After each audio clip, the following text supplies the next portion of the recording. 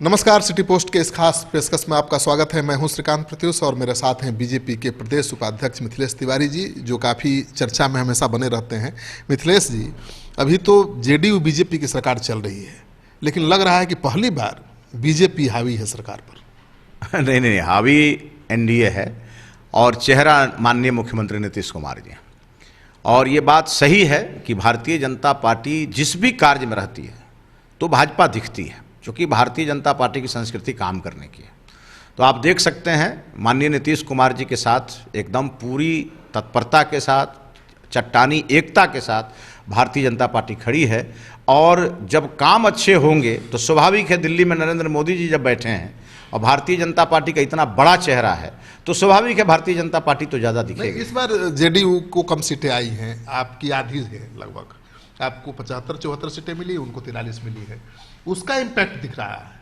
देखिए, वो इम्पैक्ट दिखेगा, लेकिन आप अगर आप और बैक में जाएंगे, श्रीकांत जी, आप तो इस राज्य के बहुत चर्चित पत्रकार हैं और आपको वो भी दिन याद होगा जब नीतीश कुमार जी के पास सीटें बहुत कम थीं और भारतीय जनता पार्टी ने उनको अपना नेता चुना था। तो ये तो प्रक्रिया आज से नहीं चल रही है। अटल जी के मन में आई कि नीतीश जी को मुख्यमंत्री होना चाहिए, तो उस समय सबसे बिहार के चर्चित नेता सुशील मोदी जी थे। उनको पार्टी ने दूसरे नंबर पर रख करके और नीतीश कुमार जी को एक नंबर पर स्थापित किया था। तो ये हम तो उसी समय से नीतीश जी के नेतृत्व में काम कर रहे हैं, उनके नेतृत्व को बढ़ाने के लिए। आप लोगों की इच्छा नहीं है कि कभी बीजेपी का मुख्यमंत्री बने? नहीं, बिल्कुल रहती है, हर दल को रहती है और रहना चाहिए।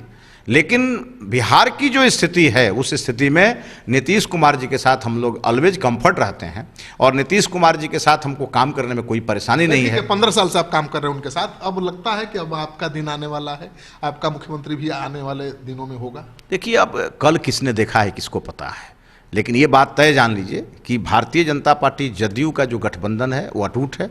हम लोग एक साथ काम कर रहे हैं। अब आगे भविष्य में क्या होगा, हम रहेंगे कि नहीं रहेंगे, आगे क्या होगा, ये किसको पता है। देखे नहीं, मंत्रिपरिषद के विस्तार में कितना पेंच आपकी पार्टी ने लगाया, कितना विलंब से विस्तार हुआ, ये तो असर इफेक्ट तो दिख ही रहा है। नहीं, पेच की बात नहीं है। हमारी पार्टी चूंकि बड़ी पार्टी है, विश्व की बड़ी पार्टी है, हमारे नेता लोग कई जगह व्यस्त रहते हैं, उसके कारण थोड़ा विलंब हुआ। कंसल्टेशन वगैरह में चर्चा करने में भी विलंब हुआ होगा और उसके कारण हुआ। लेकिन जब हुआ तो आप ये भी कह सकते हैं कि एक युवा नेतृत्व और बिहार का युवा नेतृत्व आपके इस मंत्रिमंडल में दिख रहा है और जिसको लेकर के बिहार के लोग काफ़ी प्रसन्न हैं। लेकिन जो पुराने दिग्गज नेता थे उनको तो किनारे आप लोगों ने लगा दिया। प्रदेश कार्य समिति की बैठक में जो दिग्गज कदावर नेता माने जाते थे बीजेपी के, पीछे के सीट पर नजर आए और सारे नए चेहरे मंच पर। देखिए, ये तो होता ही है, पीढ़ी परिवर्तन तो होता है और बिहार में पीढ़ी परिवर्तन हुआ है। लेकिन मंच पर आदरणीय राधा मोहन सिंह जी और सुशील मोदी जी भी नजर आए होंगे आपको। ये ऐसा नहीं है हमारे यहाँ, प्रतीकात्मक हो गया। नहीं, ऐसा नहीं है। हमारे जो सीनियर लीडर हैं वो आशीर्वाद देते हैं, वो मार्गदर्शन करते हैं और नए नेतृत्व को आगे बढ़ाते हैं। ये तो खुद पिछले सीट पर चले जाते हैं। ये भारतीय जनता पार्टी की सतत चलने वाली प्रक्रिया है और ये प्रक्रिया लगातार चलती है और ये लगातार चलती है। आज जो सबसे एक नंबर की कुर्सी पर है वहाँ कोई और जाएगा और उस व्यक्ति की एक नई भूमिका होगी। और इस नाते मैंने कहा कि युवा नेतृत्व बिहार भारतीय जनता पार्टी में दिख रहा है और आगे देखिएगा आप कि विवेकानंद जी के रास्ते पर चलते हुए नरेंद्र मोदी जी के मार्गदर्शन में और नीतीश कुमार जी के नेतृत्व में एक नया बिहार और सशक्त बिहार बनाएगी एनडीए की सरकार, जिसमें भारतीय जनता पार्टी का बड़ा रोल है। लेकिन ठीक है, आपने मुख्यमंत्री नीतीश कुमार जी को फिर बना दिया, लेकिन आपने कुछ ऐसे नेताओं को छोड़ रखा है जो उनके पीछे पड़े रहते हैं हाथ पैर धोकर। गिरिराज सिंह रोज उनके खिलाफ बयान देते रहते हैं और संजय पासवान मोर्चा खोलते रहते हैं और सरकारी नीतियों की मुखालफत करते रहते हैं। साराबंदी पर उन्होंने सरकार से बड़ी मांग कर दी, बढ़ते अपराध को लेकर के तीखी टिप्पणी की। देखिए, संजय पासवान जी का जो बयान है, तो अभिव्यक्ति की स्वतंत्रता हर व्यक्ति को है और उनको अपना बयान देने में उन पर कोई पाबंदी नहीं लग सकती है। लेकिन पार्टी क्या बयान देती है ये महत्वपूर्ण है।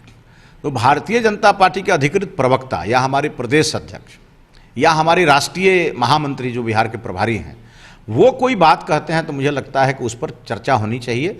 बाकी जो लोग कहते हैं उनके निजी विचार होते हैं, चाहे आप संजय पासवान जी की चर्चा कर रहे हैं या गिरिराज जी की चर्चा। गिरिराज जी बेबाक बोलने वाले नेता माने जाते हैं बिहार में, उनके मन में जो आता है वो कह देते हैं। बहुत लोग पेट में रखते हैं, गिरिराज जी की आदत पेट में रखने के लिए। शराबबंदी को लेकर जो आपके पार्टी के नेता सवाल उठा रहे हैं, कितना जायज है? देखिए, शराबबंदी एक सफल प्रयोग है, लेकिन ये बात सही है कि जो उसमें लीकेज है, जिसके कारण आज बिहार में कभी कभी सरकार की बदनामी होती है, जो मुख्यमंत्री जी बिल्कुल नहीं चाहते हैं। उसको लेकर के अगर कोई नेता मन में कोई भाव रखते हैं, वो भाव सरकार को बताना भी चाहिए। उस पर चूंकि सरकार में रह करके आप अगर बोल रहे हैं तो उस पर अमल भी लाने के लिए प्रयास करना चाहिए। आपको लगता है कि शराबबंदी के बावजूद बिहार में धड़ल्ले से शराब मिल रही है? देखिए, कुछ घटनाएं तो ऐसी हैं जो सबको चिंतित करती हैं और हम सब लोग इसको लेकर के खुद चिंतित हैं। सरकार ने बड़े बड़े और कड़े प्रावधान किए हैं। आप देख रहे हैं कि इस बार रिटायर्ड एक डीजी स्तर के अधिकारी जो आज भोरे से विधानसभा का चुनाव जीत करके आए, सुनील कुमार जी, उनको उस मंत्रालय का प्रभार दिया है माननीय मुख्यमंत्री जी ने। तो एक बात सही है कि नीयत है कि शराबबंदी बिहार में हो और नियम भी है, लेकिन कुछ जो चालू लोग हैं जो इस प्रकार के अलग प्रकार की बुद्धि लगाए रहते हैं, उन पर कैसे हम 100% सफलता प्राप्त करें, उसमें सरकार काम कर रही है। कितना फीसदी सफल है शराबबंदी बिहार में ईमानदारी से? देखिए, सरकार की ओर से तो 100% सफल है, लेकिन कुछ लोग जो लीकर माफिया के रूप में इस राज्य में आर्थिक संसाधन जुटा करके और सरकार को कमजोर करना चाहते हैं, उन पर सरकार की पैनी नज़र है। आप देखेंगे आने वाले दिनों में बेहतर परिणाम होंगे। तो ये सरकार जब से बनी है तब से कहा जा रहा है कि बहुत दिनों की मेहमान नहीं है। आपको क्या लगता है कितने दिनों तक सरकार चलेगी? देखिए, सरकार पूरे 5 साल चलेगी और इसलिए चलेगी कि ये भाजपा और जदयू का गठबंधन नया गठबंधन नहीं है, ये हमारा पुराना गठबंधन है। हम सबको पता है कि गठबंधन कैसे चलता है। इस नाते जितने भी आरजेडी के लोगों के मन में फुलझड़ी छूट रही होगी, उन लोगों को निराशा हाथ लगेगी। ये गठबंधन टूटा भी है मिथिलेश जी, और नीतीश कुमार जी आपका साथ छोड़कर आरजेडी के साथ सरकार भी बना चुके हैं। देखिए, एक बार जब गठबंधन टूटा तो आप भी जानते हैं कि फिर जुटा भी, और जब एक बार उसको करेक्ट किया खुद मुख्यमंत्री जी ने, तो अब फिर इनकरेक्ट होने की सवाल नहीं है। और जो जिस कारण नीतीश जी गए और जिस कारण नीतीश जी आए, वो सब उनको याद है। और भारतीय जनता, आपका कहना है कि नीतीश जी के पास अब कोई चारा नहीं है, माने जेडीयू के बीजेपी के साथ बने रहना मजबूरी भी है? देखिए, मजबूरी नहीं, जरूरी है। बिहार में जदयू और भाजपा की गठबंधन मजबूरी नहीं है, जरूरी है। इसके लिए ज्यादा जरूरी है बिहार की 13 करोड़ जनता के लिए।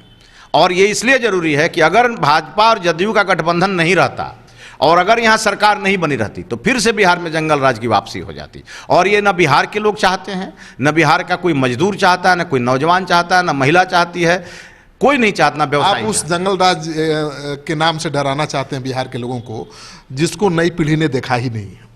15 साल से तो आपका राज है, तो उस पीढ़ी को कैसे समझाएंगे कि जंगल राज में क्या था और आज क्या? देखिए, नई पीढ़ी को इस बात का एहसास है। हम लोग भी तो जिस समय अंग्रेज थे और मुगल शासन था तो हम लोग भी नहीं थे, लेकिन हम लोगों ने भी इस बात को जाना कि अंग्रेजों का राज कैसा था, मुगलों का राज कैसा था। तो आज अंग्रेज और मुगलों के प्रति हमारे मन में सहानुभूति नहीं है। और उसी प्रकार से जो बिहार की युवा पीढ़ी है, वो युवा पीढ़ी कभी भी तेजस्वी यादव को अपना आदर्श नहीं मान सकती है। वो युवा पीढ़ी अगर आदर्श मानेगी तो युवा पीढ़ी आदर्श मानेगी, अनुराग ठाकुर को आदर्श मानेगी, श्रेयसी सिंह को मानेगी, या हमारे तेजस्वी सूर्या को मानेगी। वो कभी कतई तेजस्वी नितिन नवीन को मानेगी, वो कतई तेजस्वी यादव को नहीं मानेगी। पिछले चुनाव में एक अलग प्रकार का वातावरण जरूर बनाया गया था, लेकिन वो पूरी तरह ताश के पत्ते की तरह ढह गया। और फिर से बिहार की जनता मोदी जी के नेतृत्व में, दिल्ली में जो नेतृत्व है उससे प्रसन्न है। और बिहार में एनडीए की सरकार जिसको लीड कर रहे हैं नीतीश जी, और हमारे मुख्यमंत्री, दो उप मुख्यमंत्री तारकिशोर जी और माननीय रेणु जी, इस सरकार को बेहतर ढंग से चला रहे हैं। और एक नए बिहार और एक बढ़ता बिहार की कल्पना के साथ हम आगे बढ़ रहे हैं। ये निश्चित रूप से पूरा होगा। तो सारे सवाल मैंने रखे इनके सामने और सारे सवालों का इन्होंने जवाब भी दिया, लेकिन इनके जवाब से कितना संतुष्ट हैं आप कमेंट बॉक्स में जाइए, अपना कमेंट जरूर लिखिए। अगर ये साक्षात्कार अच्छा लगे तो इस वीडियो को खूब शेयर करिए। आपका सहयोग समर्थन लगातार मिल रहा है और पिछले 2 साल में 10 लाख लगभग लोगों ने हमारे चैनल को सब्सक्राइब किया है। आप भी करिए, आपका सहयोग समर्थन हमारे लिए बहुत मायने रखता है।